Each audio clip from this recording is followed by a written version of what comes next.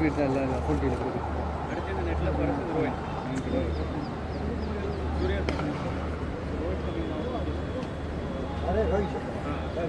is coming now to this match. After this cup is over, Surya is not come, sir. Optional practice for today.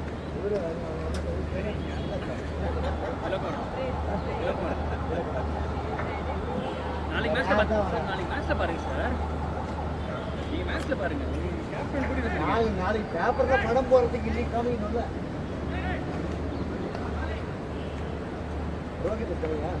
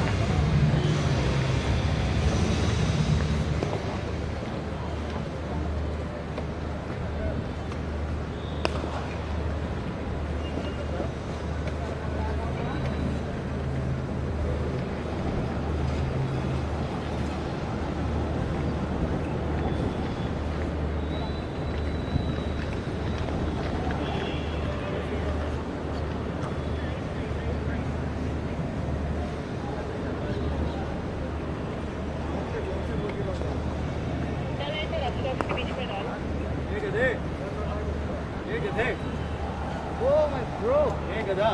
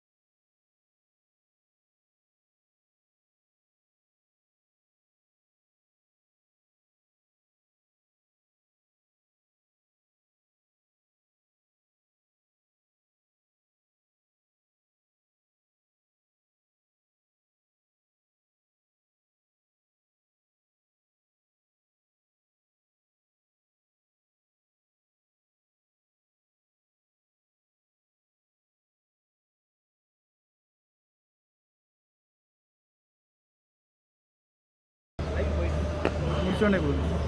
எந்த audio சரி நானே வாங்கினேன். வேற பக்கம் இந்த வீட்டு நார்மல் என்ன வயசு எடுத்தாங்க. என்ன கார்டு வந்து என்ன கார்டு என்ன கார்டு கார்டு ஓட்டு அடாப்டரோட வச்சுருக்கேன். இதை கிட்ட வாங்கிக்கலாம். போகும்போது முடிச்சுட்டு போயிடுவேன். டைம் ஆகிடுச்சு. நான் ப்ராக்டிஸ் பண்ணி தர மாட்டேன். சரியா? ப்ராக்டிஸ் எனக்கு வேண்டாம். இது அப்படி எடுத்துக்கோ. இதை நான் எடுத்துட்டேன். இது என்கிட்ட இருக்கு. இது போதும், எனக்கு போதுமாக இருக்குது. இல்லை அங்கே மும்பை சரி அங்கே நடந்தது. ஆனால் இதை வச்சு மேனேஜ் பண்ணிக்கணும். அதை வச்சு மேனேஜ் பண்ண பால் வருது.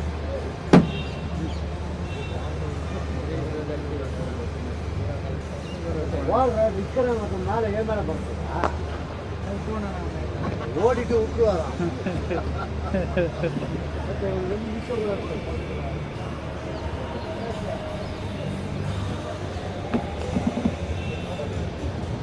அப்படியாண்ணா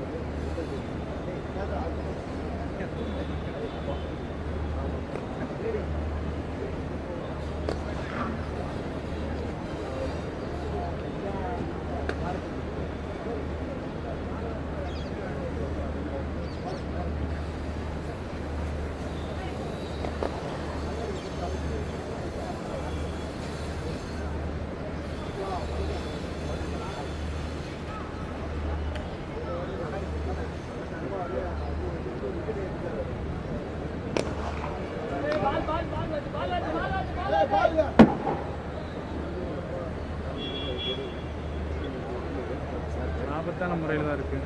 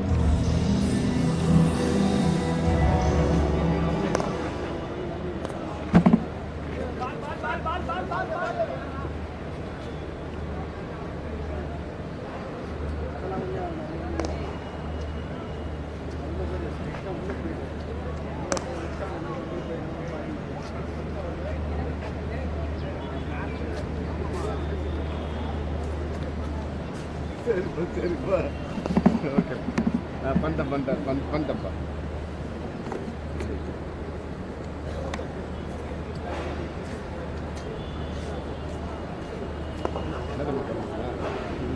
இது மட்டும் ரொம்ப இதுவாக இருக்குது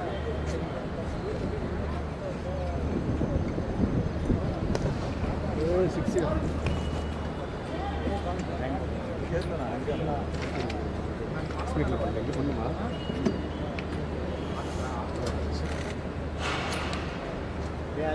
நல்லா இருக்கும் பால் எங்கே நான் பின்னாடி நிற்கிறேன் தெரிய வேணாம்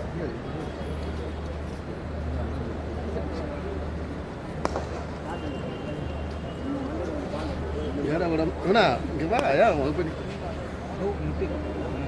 அதனால நெட்டில் நின்றுச்சு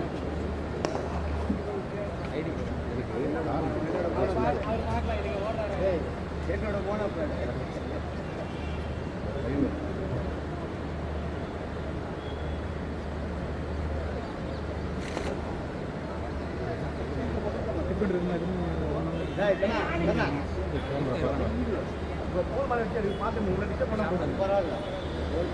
சொன்ன நம்பர் இப்போ கேமரா ரைட் சரி 94033478 40333478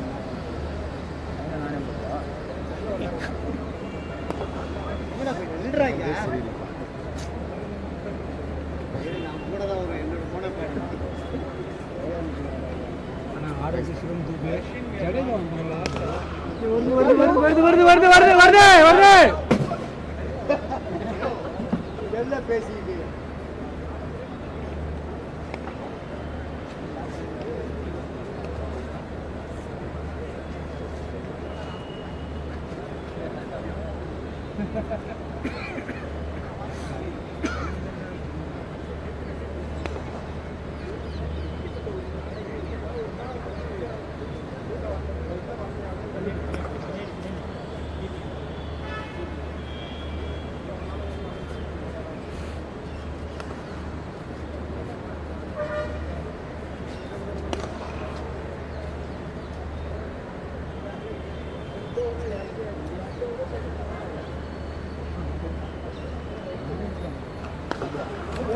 பால்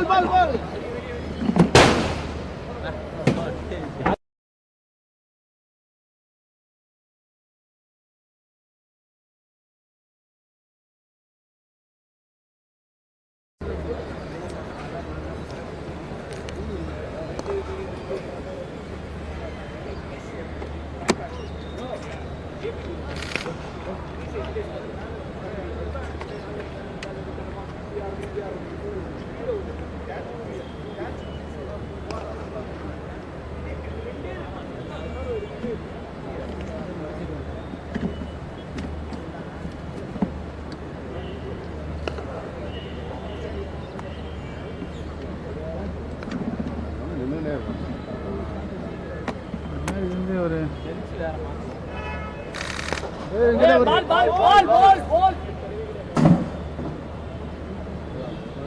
சரி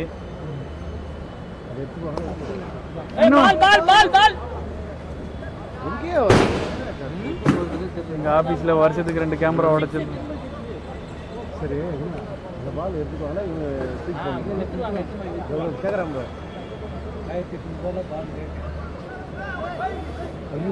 அங்க இருந்தாலும் அடிச்சு உடைக்கலப்பா, நீங்க இங்க இருந்து போடுதான். இளையராஜா இங்க வா. அவர் கம்பெனி ஆள் தான், ஒன்றும் இல்லை கம்பெனி ஆள் தான். நீ வா பக்கத்தில் வந்து பால் வந்து சொல்லுங்க.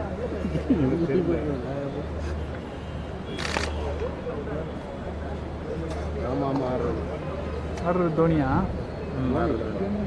அவர் தான் ரெக்கார்ட் போட முடியாது இல்லை, நான் அவர் தான் ஆஃபீஸ் ரெக்கார்ட் போட்டுருவாங்க. அவர் தான் சரி போன போயிடுங்க. தோனி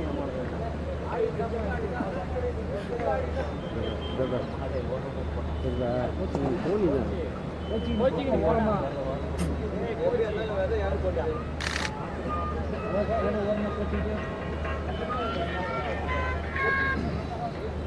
சொல்லுமணி.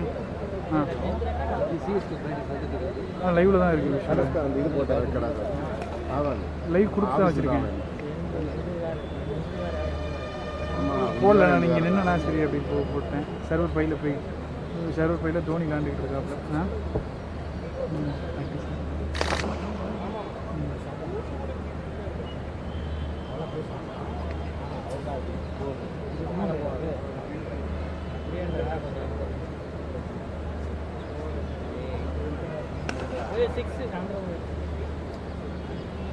தோனி விளாட்லாங்க, அவர் அந்த தான் நிற்கிறாரு. நடந்து தான் பாடுறாரு. இல்லை நான் நடந்து போகிறது தான் அவர் தான் இல்லை. இப்படி பண்ணும்போது தெரியலையா அந்த ஸ்டைலு?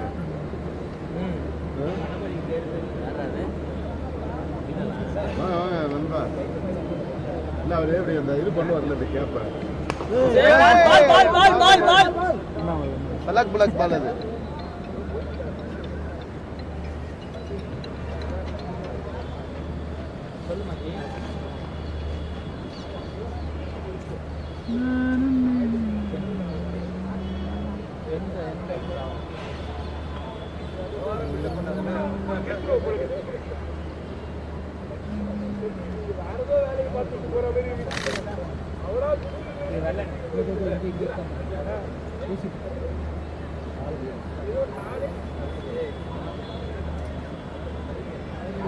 என்னப்பா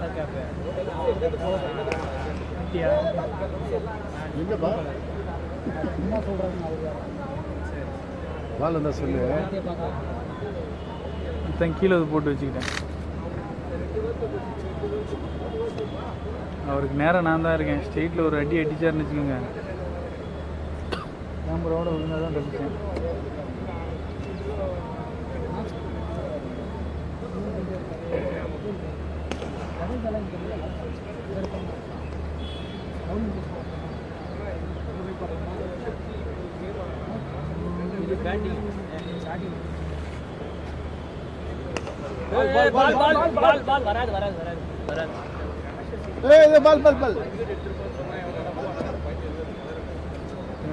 ஸ்ட்ரெயிட்டில் தான் அடிச்சு புலவான்னு நினைக்கிறேன்.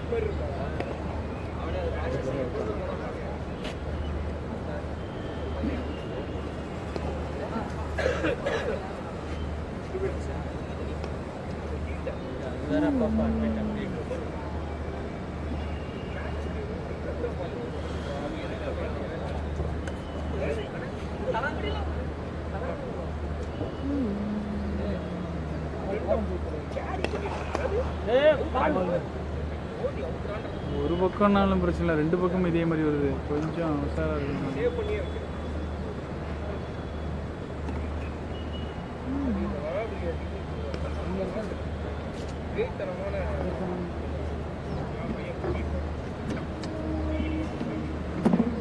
நல்லா இருக்க மாதிரி இருக்கு. லோகோ வச்சுருக்கும் போது நல்லா இருக்க மாதிரி இருக்கு. ரைட் வச்சு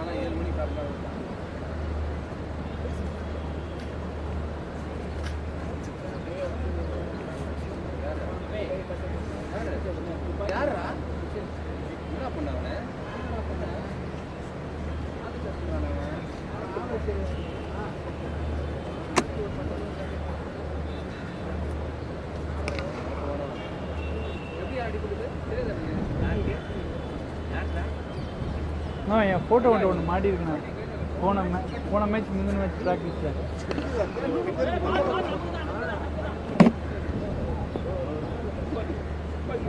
கொஞ்சம் பார்த்து எடுத்து முடியுண்ணா நமக்கு. இல்லை இப்போ கூட ஒன்று எடுத்து விடணா.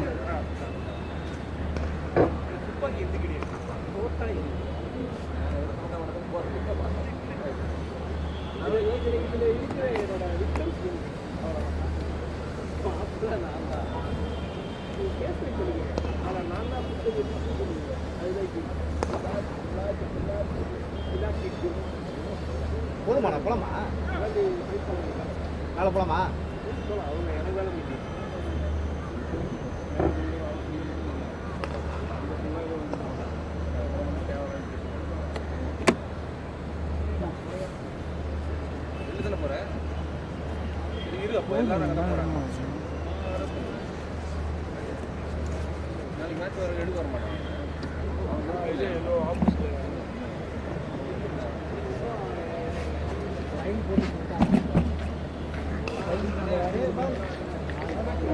அண்ணா விஷுவல் வேணும்ண்ணே. ப்ரெஸ் மீட் அண்ணா. செலவாகும். What are you say? என்ன சார் அவங்க அண்ணனுக்கு வந்து ஆஃப் ஒன்று ஃபுல் கிரில்லு எடுத்தாச்சு போதும். தோனி தான் ப்ராக்டிஸு. ஆமாம் தோனி தான் ப்ராக்டிஸ். மட்டும்தான் பொழுப்புன்னு போயிருக்கு.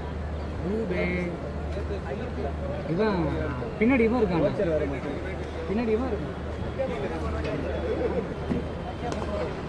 அவனே பாவம் டாப் 4 சண்டை போட்டுக்கிறாங்க. அந்த நேரத்தில்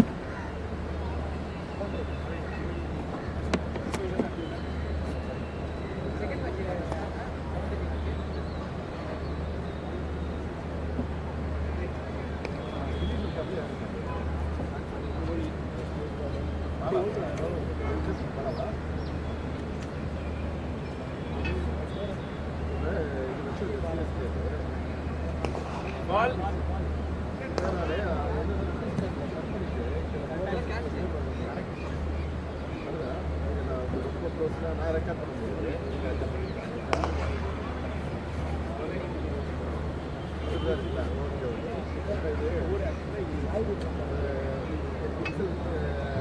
ரொம்ப க்ளோஸ் ஸ்டில் க்ளோஸ் அது அப்போ நான் ரெக்கார்ட் பண்ண முடியாது. நீங்கள் பண்ணிக்கிறீங்க வருதுல்ல? சரி ஓகே.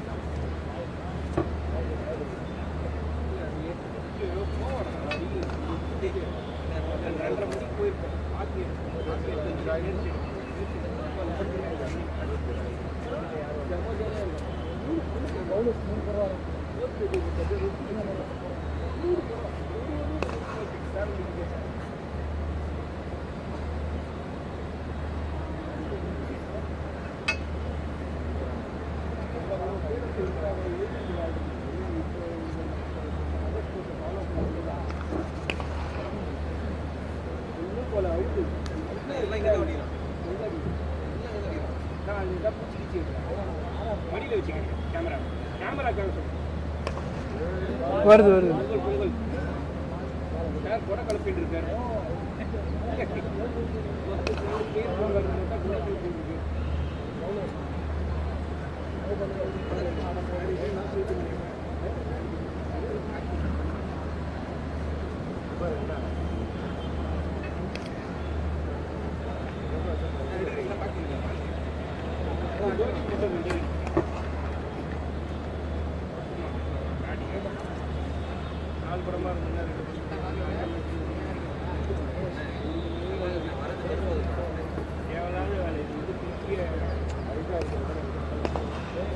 பால் பால் பால் நான் ஓம் பக்கம் தானே வருது.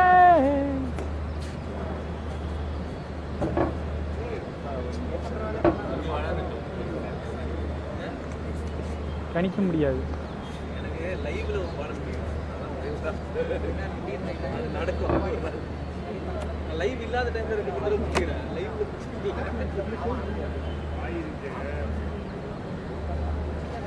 பால் என்ன சொல்லாம பால் வந்து 2 வருஷம் பிடிக்கிறது. கேம் அவ்வளோ கேவலமாக பாருங்க ஓடிப்பாரு. கேம்லாம் ட்ரை பண்ணலாம். வரலாம் இருக்கவே இருக்காது. ஒதுங்கிடும். என்னடா ஓடி கிச்ச போட்டு பால் பிளேட் போய்டு வரலாம் பிளேட் போய்டு. அவ்வளவுதான். அந்த மேல பட்டு அது பேர் எவ்வளவு சொட்டை இருக்கு பேர் அந்த இடம். இப்போ என்ன போஸ்ட்ல வரும் பாருங்க.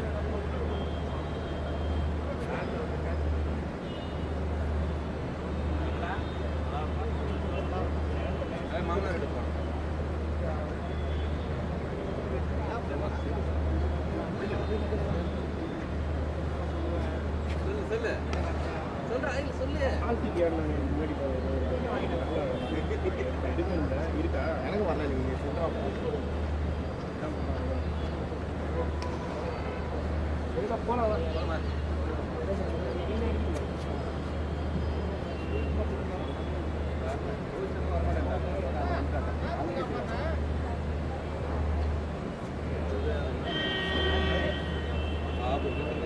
விஷுவல் போதுமா? நான் இதை மட்டும் வாங்கி போட்டு விட்டுட்டேன். விஷுவல் போதும்ல? இல்லை அவங்க கிளம்பல, அவங்க நிற்கிறேன். ஆமாம், அவங்க எடுத்து முடிக்க போகிறாங்க. நம்ம வாங்கிக்கிட்டா தானே ஈஸி. இல்லை அவங்க ஆகுது அப்படியா? அர்ஜென்ட் விஷுவல் போட்டுமா? லைவ் வரும்போதா?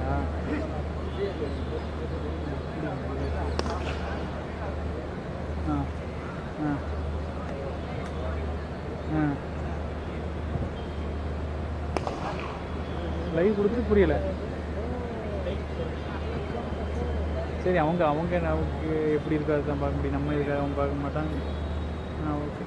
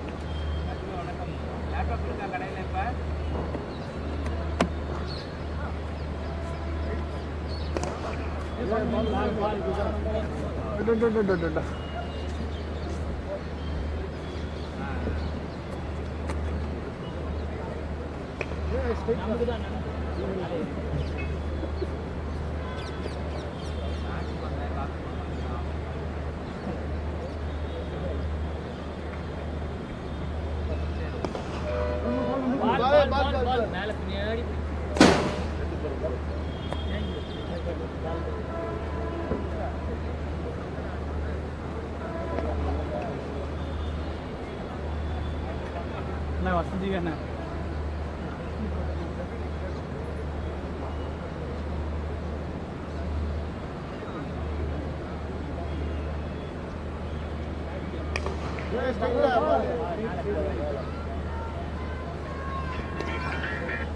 சொல்லு மணி.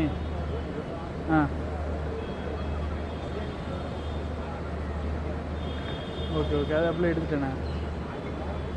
அப்படியே எடுத்துட்டேன். அப்படி எடுக்கணும். ஸ்பெஷலாக தோனி அங்கிட்டு இங்கிட்டு ஓடிக்கிட்டு இருந்தார். அப்படி எடுத்து இது பண்ணிட்டு இருந்தார். தோனி தான் நிறைய எடுத்துருக்கு. விஷுவல் எடுத்தாச்சு உங்களுக்கு.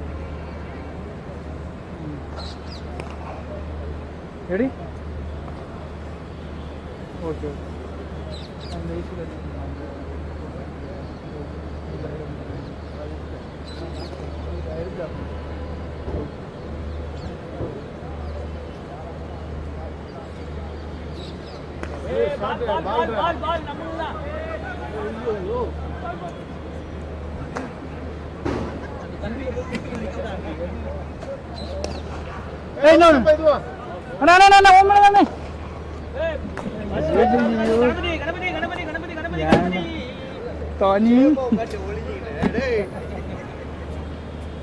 ஃபார்மில் பேக் டு ஃபார்மா?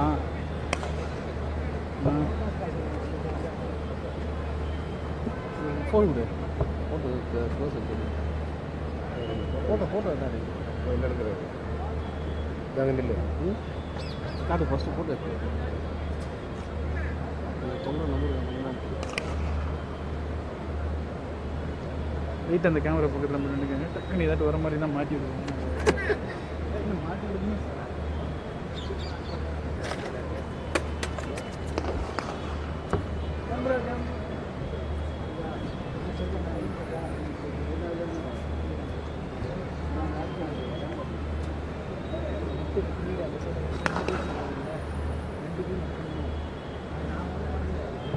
சரி, அது முடிச்சுட்டு சொல்லுங்கண்ணே. முடிச்சுட்டே சொல்லுங்கள். ஓகே. இல்லை அங்கே தான், அங்கே அந்த சைடு தான் போகுது.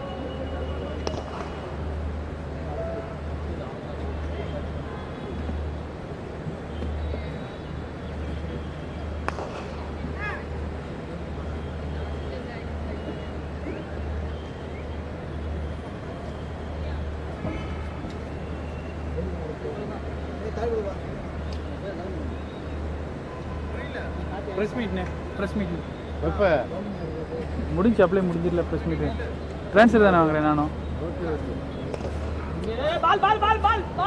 ஒன்றும்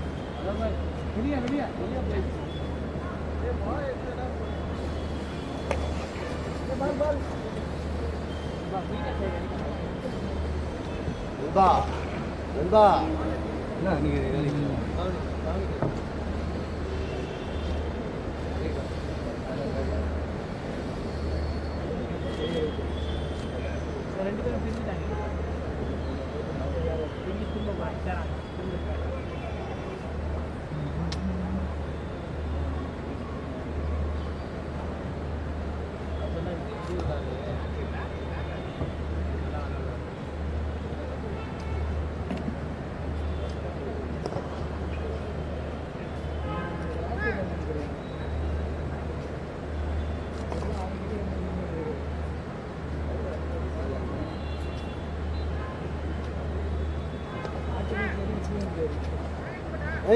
வரேன்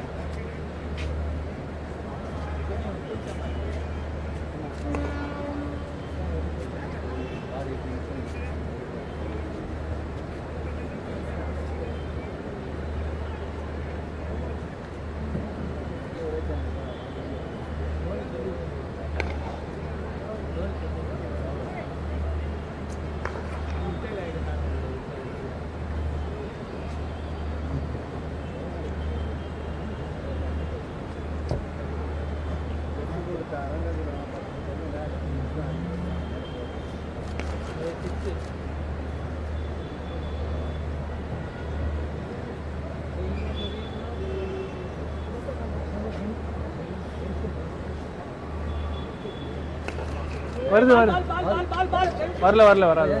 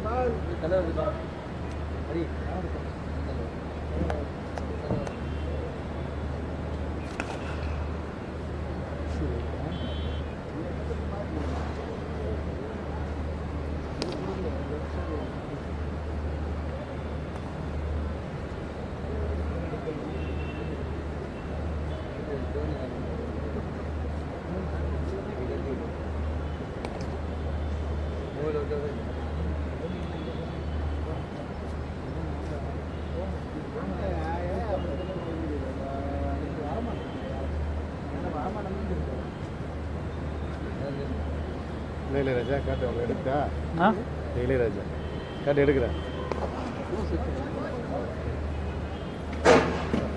அங்கே அங்கே நில்லை அப்படி வா அப்போ இங்கே வந்து நில்லை ஓகே அப்படியே இருட்டு இருக்கா ரெண்டா பக்கம் நாலா பக்கம் பார்த்துக்கோங்க டக்குனுக்கு பால் வரும் நல்லா உள்ளவா இங்கே பாரு அப்படி இங்கே பாரு இங்கே பாரு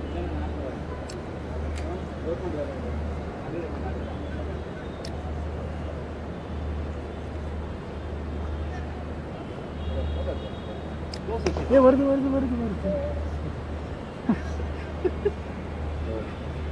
அப்படியே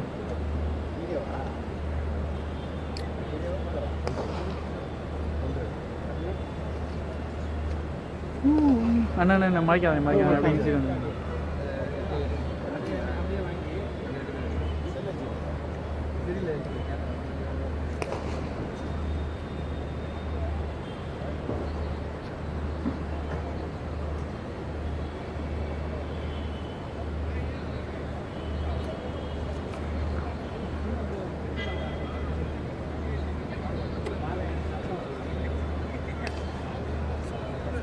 என்ன போட்டோ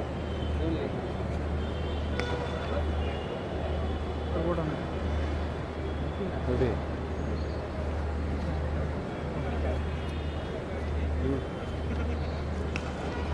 பாரு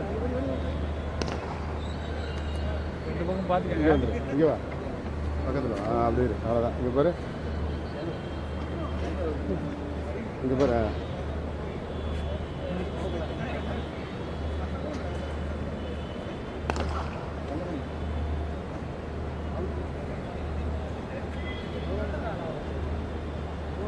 பாரு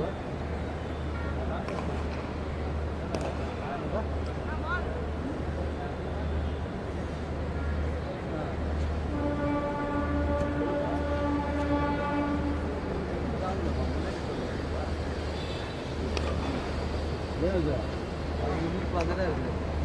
ஃபோன் கூட ஒரு இது போட்டு அடுத்த வாட்டி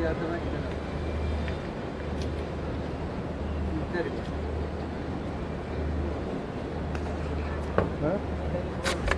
ஓகேண்ணே. இதே போட்டு எடுக்கிட்டா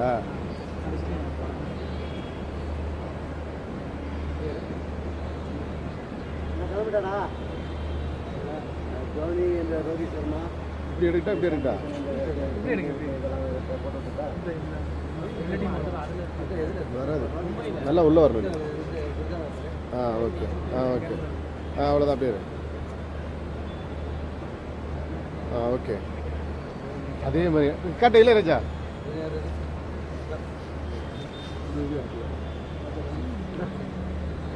இந்தா ஒரு இது எடுங்க விதேஷ்லாம் நான் ஓகேண்ணா ஒரே ஒரு தோனி தான் இருக்காப்புல.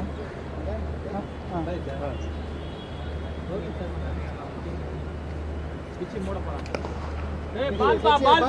பேட்டிஸ் கட் பண்ணிக்கிது ஐக்கு பேக் லெவல் கட் பண்ணிக்கிது.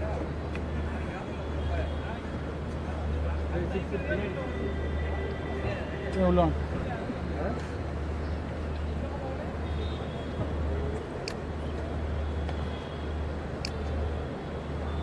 லைட்டு எடுத்துடி இருக்கட்டும் மறைச்சிருக்கட்டும் அப்படி அப்படி இங்கே பாருங்க இங்கே பாருங்க பாருங்க.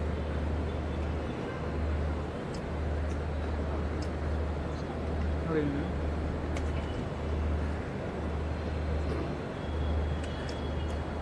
பாருங்க. ஓகே இப்போ நிறையா இருக்கு. ஓகே செல்ஃபோன் போட்டோம்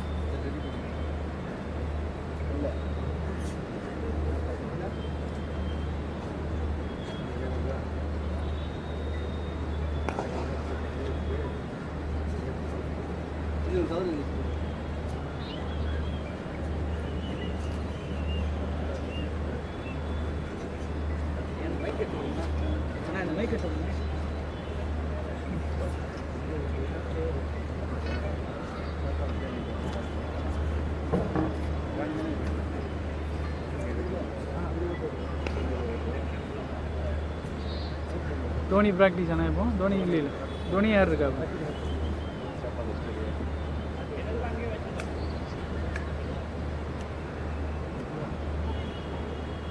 ஹலோ இது எப்படி போதுமா? தோனி முடிச்சிட்டல? இல்லை கேட்க இது வாங்கிட்டேன். நம்ம என்ன சொல்ல ட்ரான்ஸ்ஃபர் வாங்கிட்டேன். அந்த விஷயம் ப்ளே பண்ணிடலாமா? இந்த ப்ளே பண்ணிடலாமா? அதுக்காக கேட்குறேன். ஓகே ஓகே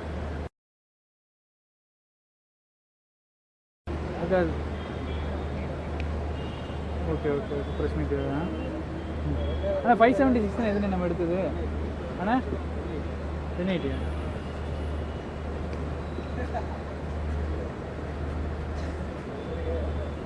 இப்போதைக்கு தமிழ் சேனலில் தந்தி ராஜ்ஜி தான் நாங்கள் வாரோம்ல 4K இதில் வரும். இது சர்வர் இது கட் பண்ணிக்கணும்.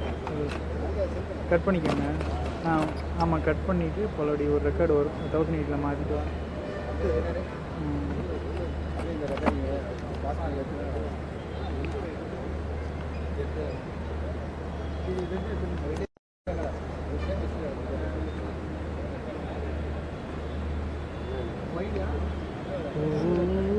Begaja.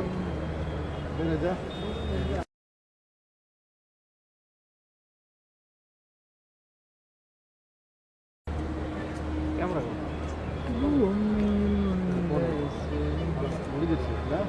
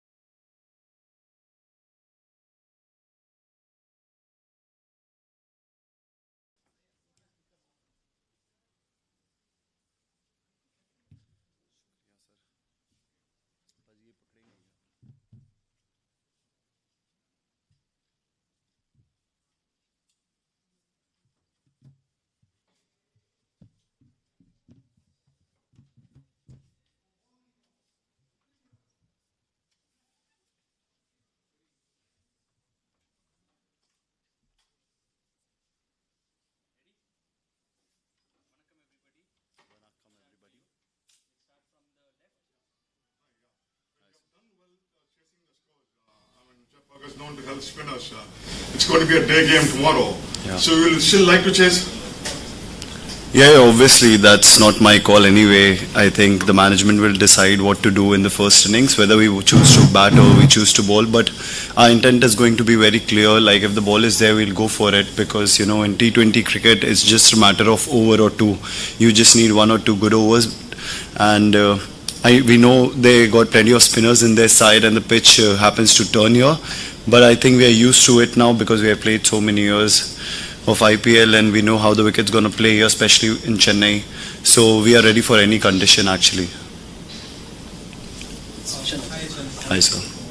Thank you. You had a couple of good innings so far after the first stance. How important was the innings in the last game for you to take the confidence back?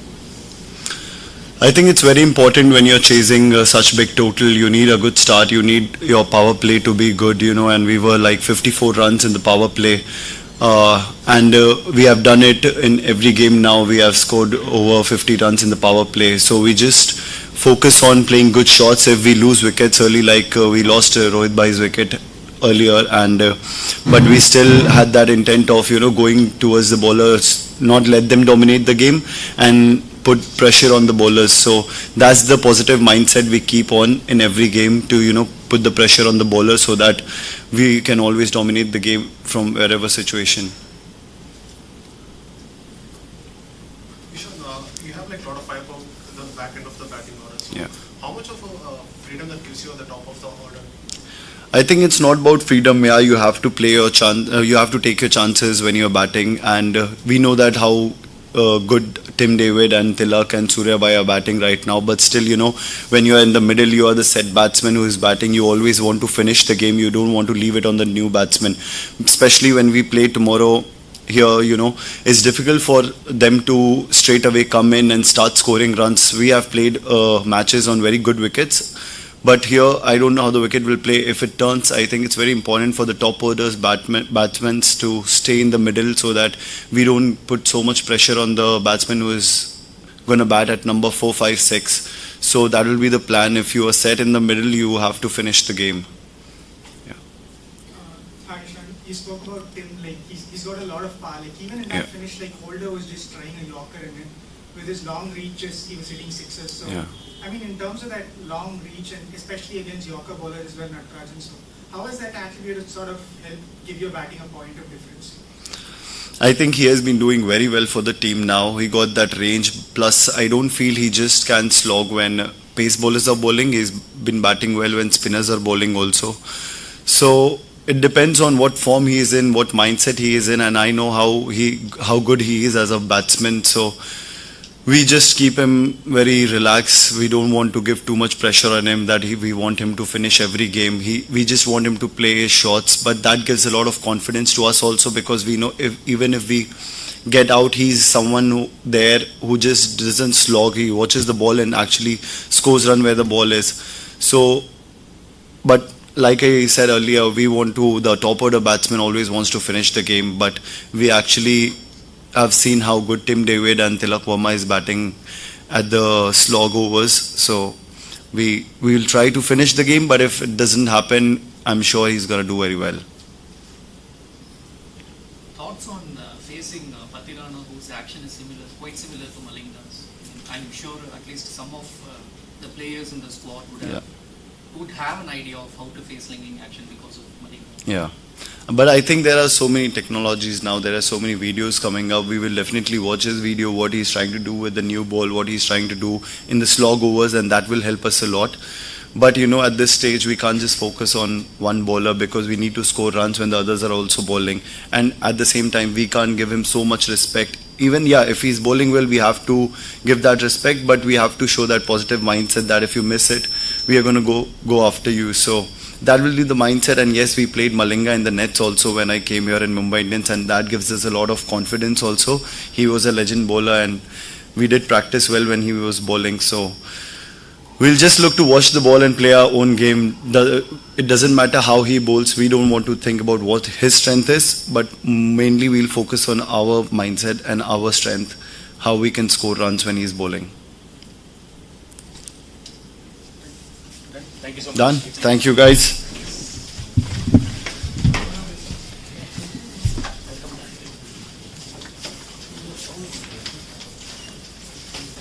We still have, 4 games. I'll say that. You won 5 games, you have won so far. And, if you see statistics, we get to win 8, it's always good, to make it the playoff. So we have 3 whole games. Are we under pressure now? We'll close games, we missed out, we lost in last game because of weather and top. So is the team under pressure to do and win 3 games minimum from now on? You don't want to calculate what you have to win and what you don't have to win. We, of course, have the rain-out game now, which gives us that extra point. That also does help to some degree, but we just have to take every game as it comes and try and win what we can. Obviously, the objective is to qualify number 1, number 2, qualify in the top 2. So every game you go into, you got to win. This tournament is about pressure. From the start, you're under pressure, but you just take each game as it comes and try and win them as you can, and that's just the way to go about it. But one game at a time. See, Bombay are good at chasing. Supposing we win toss, will we bat first? We'll have a decision. We haven't really looked at the wicket yet. We haven't really made a decision around that. You check the weather, you check all sort of conditions before you make those calls. But we'll make that tomorrow once we understand exactly what the weather's going to be like, what the wicket looks like once it's finished. It's still a number of almost not 24 hours, but 18 hours to go before we make that final decision. But as much as you look at what the opposition like to do, you look at your strengths as well and base your decision on what's good for you. You, sir? Eric, over the years, CSK have had openers who are not necessarily being flamboyant at the top. So in that sense, how does Devon Conway fit in? And when you moved away from Faf, how did you, as a management, how did you zero on Devon Conway as an option? The most important thing with T20 cricket is to find that individual's way of going about his job and then working your tactics around that. You don't want to try and make somebody to Faf or make Faf somebody else. You look at your players and you decide how they're going to play and how they fit and work together. So that's really what it's about. I think people get caught up sometimes in strike rates when people are hitting a lot of sixes and playing big shots. Other guys are able to manipulate the ball around, do it in different ways. You shouldn't watch a Jinky Harani innings, for example, and it's a fantastic innings to watch. And then you look at his strike rate and you're amazed what it is. Somebody else on the other end might be hitting sixes and boundaries. but their strike rates are very, very similar. But the most important thing is to understand the individual. I mean, that's modern day coaching. Understand the individual and work a game plan around it. You don't come to a tournament like this, pick someone like Devon Conway and then try and make him somebody he's not. You pick him because of who he is and you play with that strength and work with that. So find his answer to that role, or Rutu or whoever, and then the combination and how it works together, which has worked very well. Well, his ability to score in there are a number of things. I think he scores in good areas. I don't want to use the word strange, but in areas that are, he hits ball into gaps, which is very, very important. And I think he reads the game well. You're often sitting in the dugout and you're going, we need a boundary here, and he gets it. His ability to play square the wicket's good. I think that's a part of his strength. But then when you do pitch up, he goes back over your head. So I think that ability to manipulate the opposition, and I think that what I also find about him is his ability to score where the ball needs to be scored off. So he's able to manipulate the field, but if you give him the ball in an area, he's able to score in that area, whether it's use the pace or whether it's go straight back down the ground. His versatility and he's difficult to bowl dot balls to, and that makes him a strength. Yes, sir. Eric, after the last home game, Tushar won the purple cap with 17 wickets, but at the same time, the game was lost, and he also has someone who's gone for over 11 runs this season. So what kind of conversations you have when someone has two extreme kind of results? So we again, it's not a cliche. We look very, very much at execution of plan. And if you actually look at every single ball he's bowled, and we do that as a coaching team, as a bowling coaching team, and with a bowler, he's been unlucky. He's got balls in good areas that have gone to boundaries. He's had a few drop catches, and then you analyse and you take those out of the equation, and then the numbers are not as bad as maybe they seem. Some guys will bowl the ball in good areas, get for 6, and some will get a wicket. We'll celebrate execution before we celebrate outcomes. So he's growing as a bowler. There was things about his last innings, for example, in Lucknow now that we were very pleased with. Just one over, but little things that we spoke about trying to improve on. So it's that growth all the time. But we don't just get caught up in the numbers. Sometimes we can bowl a really good power play and go for 55 or 60, and other times bowl an ordinary one and go for 38 or 40. It's about that execution, and when you execute consistently, then you'll get the rewards. He's growing all the time as a bowler. People are going to target him because they're scared of our middle. That's the way it is, but he has a job to do, and he's done it very well. So the execution of a plan is very, very important, and I think he has been unlucky with some of the boundaries that he has conceded, which has knocked that number up a bit high. How does the side plan to combat Mumbai's power pack batting lineup, especially someone like Surya Kumar Yadav when he's on song? It's very difficult to bowl to them. So how do you plan? If I tell you the tactics, you won't tell them. I mean, the tournament has now moved along, and I think I said last time when I was spoken to you, this tournament changes within the period of the tournament. So things that we were doing at the start are not working anymore. We had a long conversation today about what I call the red zone of batting, when batters are in that red zone and you need to control them. So we have got ideas, and it's not always a tactical plan. It's about mindsets. It's about understanding of the game and the situation. One of the most important things when you make your decision is what's my strength. And so we must look at our strength and say, which one can we choose to use against this individual? Where do we want to make him score? What are the conditions? Asked about the toss. What are the conditions allow us to do? So we take all those into account and we make our plans. But a plan that might not be ideal that we can execute is better than the perfect plan we can't. And that's the basis we work from. So we look at what we can do and we go about that. We have to understand that in the modern game, in this IPL, it's intimidating. Remaining calm and not allowing yourself to get into that panic zone is what is important for us as bowlers, and what we literally spoke a long time about it at our planning meeting today. It wasn't just about the tactics, but just the mindset as well. Yes, sir. Coach, a lot of these young bowlers have started out as net bowlers like Tushar, like Solanki and Akash Singh. They made a lot of progress over the last couple of years. So could you just talk about the growth behind the scenes to sort of get them up to match intensity level they are now from what they start as net bowlers? I think if you can, we often talk about trying to create a family at CSK, and I think we are a family. I think that's an important part of it, and part of our family are net bowlers. They're not just guys that come and bowl. They become part of what we do. We challenge them all the time. We're advising them as well as much as we can. The better they bowl to our batsmen, and all the time we're looking. We don't know, in this country of yours, there's just so many unbelievable cricketers out there that bowl to us in nets. And sometimes you'll unearth them for different reasons. Sometimes it's just a mindset. Sometimes it's the way they do certain things. But I think they feel I'd like to believe that in our environment they feel comfortable and that they feel that it's not just a case of serving the batsman and serving us, but also something for them to grow from and be part of. So, yeah, I think that environment is the initial stimulation for them to go. And as much as we can, we try and give them information that we can, and they go away. And a lot of guys, as a coach, you can just give someone information. What they do with them is up to them. And a lot of these guys do take it and go and work, and then they come back in 12 months' time, or you look at them in the domestic season, and they do really well. Then they've used that information, because information is only useful if you use it. So it's been encouraging to see that, and we recognise as well that this is a wonderful source of great bowlers for us to look at. So we respect what they do for us, but we also respect the fact that they could become the next CSK bowler. Last one. Last two, sorry. Yeah, you, sir. Eric, what is the best way to keep big guys like Tim David at bay? He uses his extraordinary reach to his advantage. Every one of them is different. There's no one answer. And again, as I said, what started in this tournament is not the same as now. Tactics have changed. What we used to do a year ago, or last tournament, we don't do anymore. We've got different ideas and different tactics, different field placings. So for each bowler and each batsman and each condition, there's something different that we will use.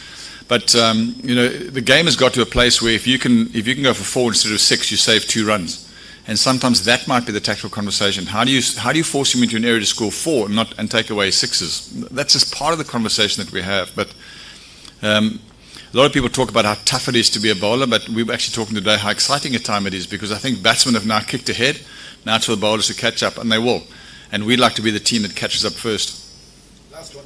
Yeah, Eric, 3 games ago you were within striking distance of a playoff. Now really tough 4 games coming up. Fortunately 3 at home. So what do you say to the youngsters, especially in order to reset and because now the pressure is really heating up. So how do you tackle that, especially with the young inexperienced bowlers attackers? In the far corner of our dressing room sits a guy by the name of MS Dhoni, and if you look across there's just calmness, and that's the best example you can possibly have. And this tournament again is funny. It's not often a team just races away and qualifies and goes on to win it. Often it's a team that's battle hardened by the time you get there. So maybe it's not a bad thing for us to come through a situation where we have to now get into tough matches. We need to fight for each other. We need to learn how to battle through that.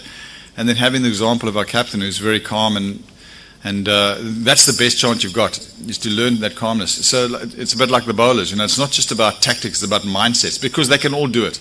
The blockage between what they can do and what they do in the middle is what I call noise in the system. Our job as coaches to get rid of the noise so that they actually perform to their potential. And sometimes it's this stage of the tournament, it's not so much tactically, it's about finding that place that they can actually be the best they possibly can. But it's not a bad thing in the IPL, in my experience, and over all the years I've been involved, to fight your way into those qualifying positions, because you arrive there as a battle-hardened team, and that's probably the best thing to be. Thank you. Thank you.